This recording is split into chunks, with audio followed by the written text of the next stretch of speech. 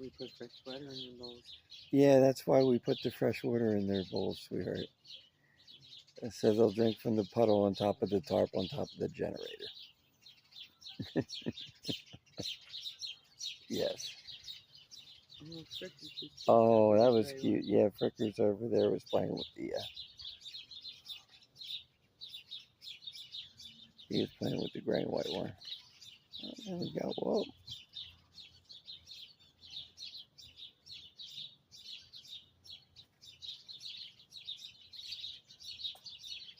A little relaxing kitten play tonight.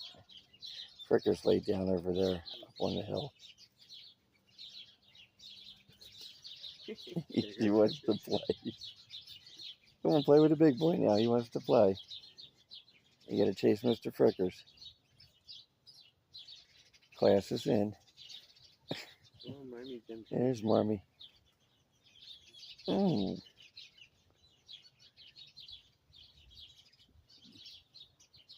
Ooh, nice one.